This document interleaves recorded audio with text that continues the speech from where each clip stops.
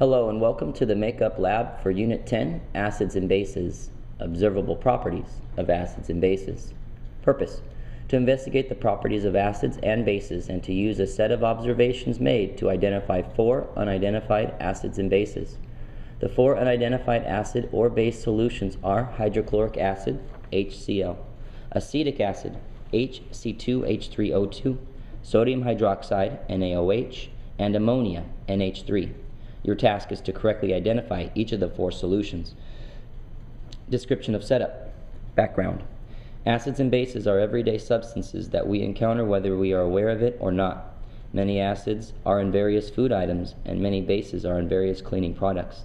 Acids and bases have many observable properties, some of which are common properties between both acids and bases, and some that apply only to acids or bases.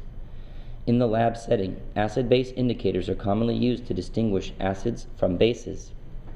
These include litmus, which simply assesses whether something is acidic or basic, and universal indicator, which allows a better determination of the relative pH of the solution being tested.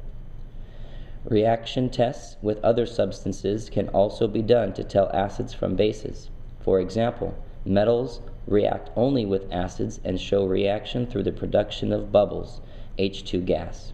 Also, if a like substance is added to an acid or base, no reaction will occur. For example, if a base is added to a base, there will be no reaction. Acid and base strength can be tested as well by measuring the relative conductivity of the solution.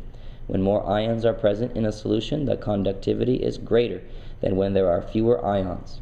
This allows a strong acid or base to be distinguished from a weak acid or base.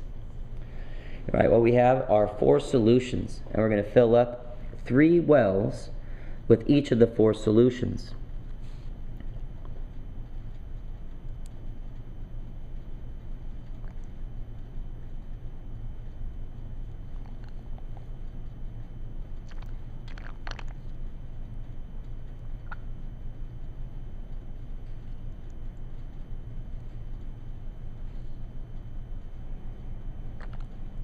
That was solution A on the left.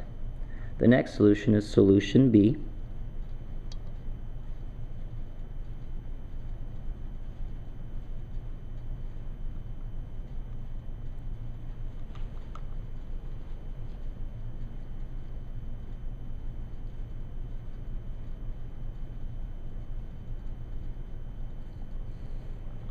Now solution C.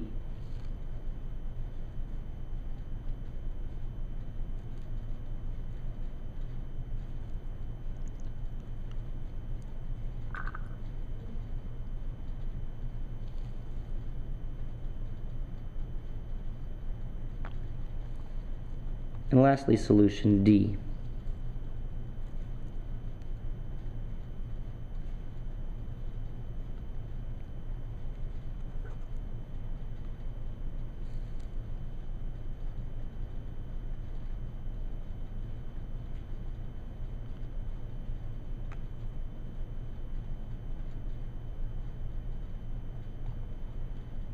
Two of these are acids, 2 of them are bases. 2 of these are strong and 2 of these are weak, but it's not the same 2 for each of those 2 different things. Our first test is conductivity that we're going to do. So I have a conductivity meter set to on, and then I'm going to place the conductivity meter leads in each of these 4 solutions, and we're going to look at the relative difference of the illumination of the LED for each one of these. First, solution A. Fairly bright there for solution A. Again, it'll be a comparison, so you might need to go back in the video and comparing each of these. There's solution B's illumination, like red and a little bit of green for each of those 2. Solution C doesn't seem as bright. I don't see any illumination of green, just red.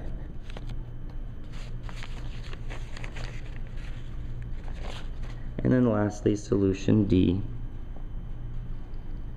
similar. I don't see any illumination of green, just the red.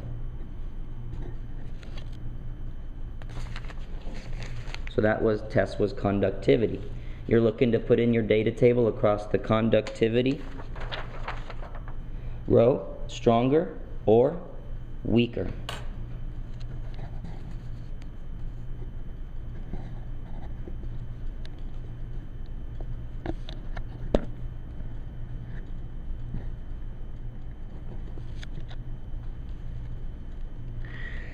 The next test called for is the litmus paper test.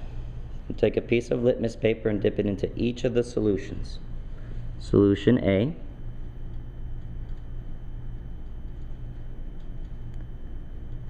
there looks to be no real change from what was there before. The paper started out as kind of a reddish color. Solution B, for this one we have an obvious change to blue.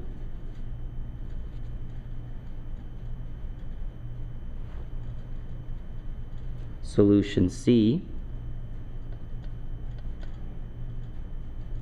another obvious change to blue. And lastly, solution D, no obvious change, it stays kind of reddish, the same color as the paper. Alright, so you're recording blue or red across the litmus paper row for each of the 4 solutions. You have an alternate form of the universal indicator. It's also on paper as opposed to some universal indicators being in liquid form. So no drops for this, but just dipping the paper. We're also going to compare it to a color chart as well to see where we end up. Solution A looks as if it has a close match to pH of 2. So red and 2 is what you want to record for solution A in the universal indicator row. For solution B, for this one it looks like we're over here to a nice deep purple color. So put purple and then 13 to 14. 13 to 14 and purple. For solution C,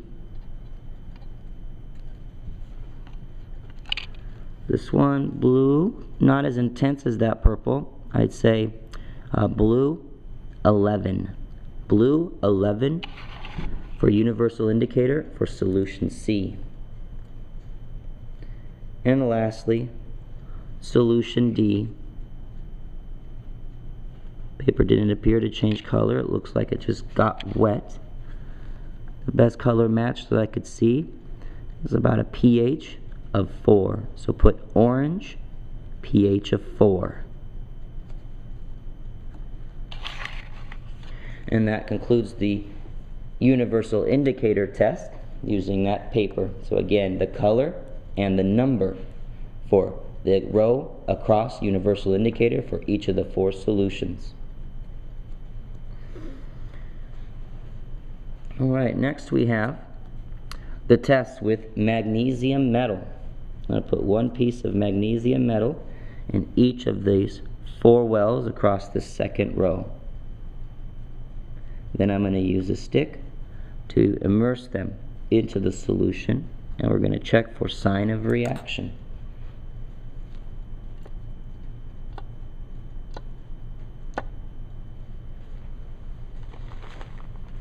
While that gets ready for us, I'm actually going to put another substance across the bottom row, and this substance is the baking soda in each of the 4 wells. Ooh, we see a reaction occurring there right away.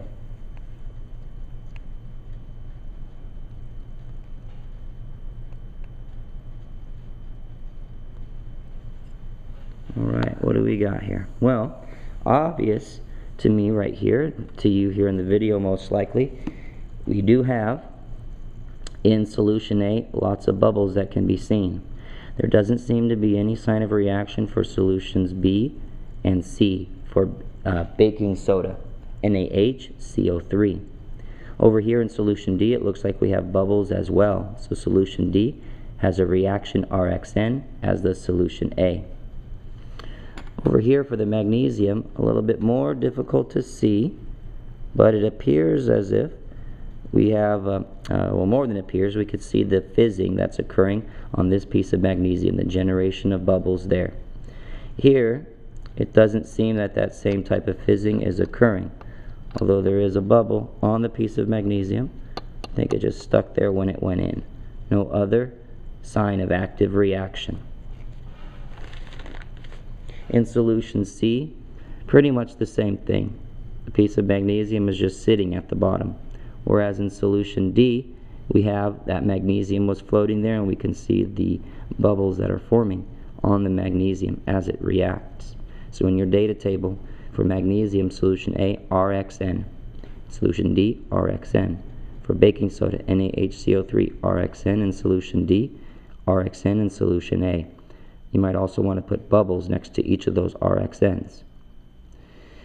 And here for C, B, and C, for both of those, no RXN for no reaction in all 4 spots in your data table.